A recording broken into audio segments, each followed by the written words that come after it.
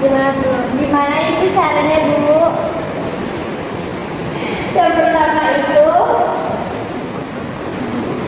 dalam Islam mata dan telinga itu adalah maksudnya data ke hati. Kalau kalian terus berusaha kasih asupan konten yang bikin kalian merasa kurang, pamer kemewahan, sadar kecantikan, dan gak masuk akal. Ya wajar kalau sistem kalian error alias stres. Rasulullah Shallallahu Alaihi Wasallam pernah bersabda bahwa mata itu salah satu anak panah setan di zaman sekarang. Anak panah itu bentuknya bulat dari layar HP. Solusinya itu adalah akun-akun yang bikin kalian bersyukur. Itu bukan sombong, itu namanya jaga diri. Ya enggak? Benar banget. Poin 2 itu kenapa kita sering merasa tampak? Karena koneksi kita ke Allah itu sering apa?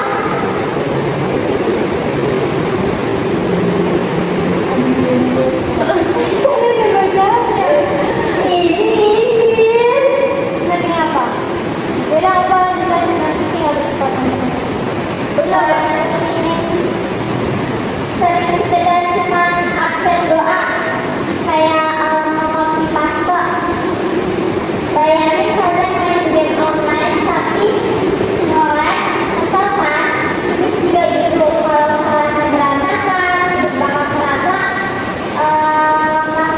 hampa. Gak mau salahnya itu bukan beban tapi baterai dan sinkronisasi data supaya kita sehari-hari gak salah arah. Nah, bagian ketiganya itu banyak dari kita yang dislike video Instagram. Tapi rasa di dunia nyata sibuk dari diri supaya kelihatan soleh medsos, tapi sama orang tua di rumah galak. Dan di antara kalian ada nggak yang kayak gitu? Ada.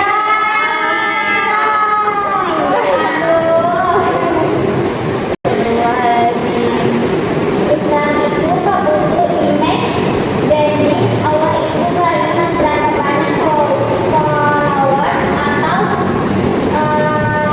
rating kalian. Allah itu lihat back end, yaitu niat dalam hati. Jangan sampai kita sibuk mencari tampilan luar tapi amal kita kosong. Yang mana nih, sebelum kalian sibuk TikTok, mending cek dulu apa konten yang ada kalian download dibutuhkan apa. Apakah isinya cuma post hal yang penting atau ada amal jariah yang bakal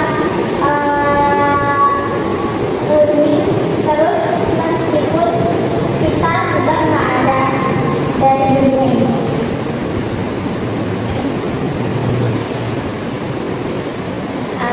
Nggak ada. Kayaknya nggak ada. Udah ada yang mau nanya? Ada yang mau nanya nggak? Aku mau nanya apa?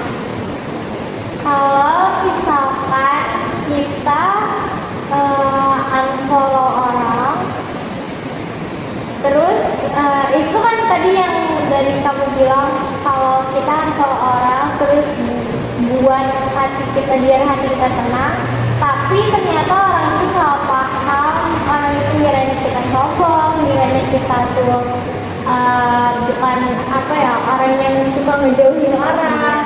Padahal tuh niat kita tuh ya ngejauhin dia karena dia tuh ngebikin rasa iri. Terus dia suka posting-posting pamer-pamer yang bikin kita iri. Itu tuh berarti gimana cara ngatasinnya biar kita gak dibilang sombong.